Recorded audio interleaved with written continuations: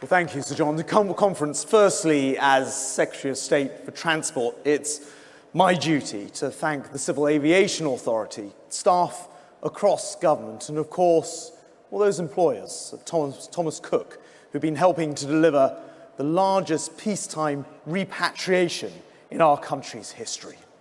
They've carried on getting people home even when they knew their own jobs were uncertain. And I know communities have come together and that with the support of government, where jobs have been lost, people will rebuild, and nowhere more so than right here in Manchester, a city that has come together in adversity so many times. So conference, please join me in thanking everyone involved in working so hard to bring people home safely.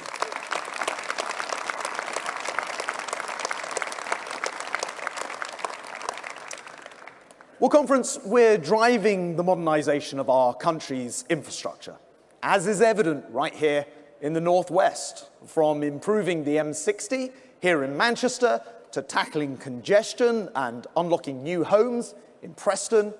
And in the northeast, I know our excellent Mayor Ben Halshin is working hard to deliver a new Tees crossing. And across the country, our road building plan will reduce those journey times, drive local growth and cut carbon emissions. We're also working to improve local bus links, and today we're announcing our £220 million package to improve these services. And when it comes to railways, conference, I could try to impress you with our record investment of £48 billion over 5 years, while still pushing ahead with additional money into Northern Powerhouse Rail. But, as a frustrated commuter myself, I know that what passengers really want is for our trains to simply run on time.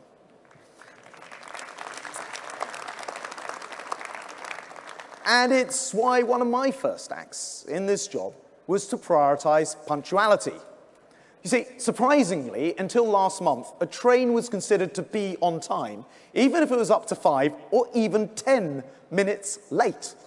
So I've challenged this, and now a train will only be considered late if it's not late if it's not more than a minute behind schedule.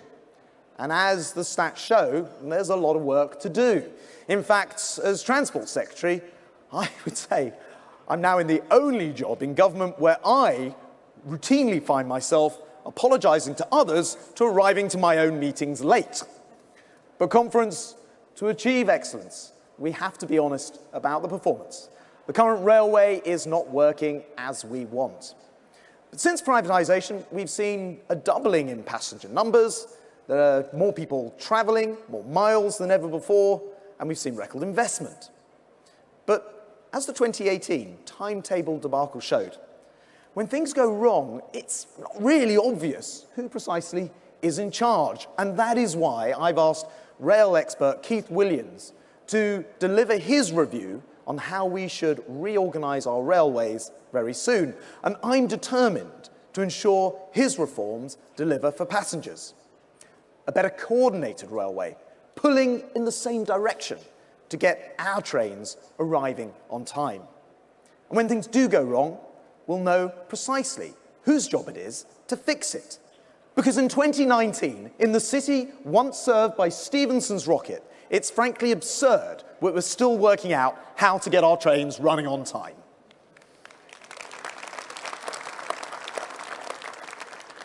But conference, there's no point about being on time today if we damage our tomorrow.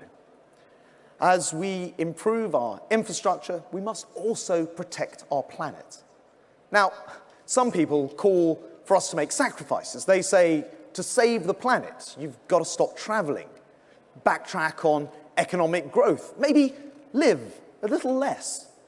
As Conservatives, we know the route to sustainable living is through stronger environmental protection, new technology, and yes, the market. Consider the acceleration in electric car use, for example.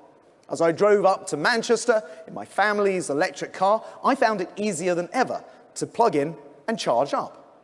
Now that's because there are now more charging locations than petrol stations. But we must go further. We need to protect our environment and improve our competitive edge. As you may know, we've already committed to ending the sale of petrol and diesel cars by 2040. However, if we're going to become the world leader in green technology, we must always be looking to expand our ambitions. And therefore, I'd like to see government taking a look at the 2040 target and thoroughly exploring whether there's a case for bringing this forward. The government's own advisory committee on climate change has said that 2035 is a date for which we should aim. Now we'll need to test these arguments and work in partnership with industry to examine how to proceed. But just as we rejuvenated the automotive sector in the 1980s, we're going to work with our pioneering car sector to help them sell the next generation of electric cars around the world, providing high-skilled jobs, utilising British know-how, and ending that dependence on fossil fuels once and for all. And just as we strive, as Conservatives, to preserve what we cherish for the next generation, so we know it's our duty to do right by those in our society, no matter their circumstances. So since becoming Secretary of State, I've taken steps to boost transport accessibility. We've expanded the Blue Badge scheme to those with so-called invisible conditions, things like autism, dementia, Parkinson's, and arthritis. As we've introduced also those 16 to 17 travel cards, giving young people a chance to travel at half price so they can get to college or to part-time work. As Conservatives, we know that the person best placed to make decisions about your life is you. Yet, we also recognise that there's a role for government, both providing a safety net and expanding those opportunities. From Disraeli's reforms to Margaret Thatcher's right to buy, governments can deliver. And in transport, those canals and railways that saw us incubate the world's first industrial revolution, built with private funds, but often requiring legislation. We know that there is a role for government, enabling the ingenuity that has spurred so much of the prosperity that we enjoy. Conference, our mission is clear: to build and run world-class, greener, more accessible transport infrastructure. But my friends, to do this, we've just got to get Brexit done, so we can invest in our NHS, level up on education spending, and deliver 20,000 more police. So come on, let's come together, let's work together, and let's deliver for our United Kingdom. Thank you.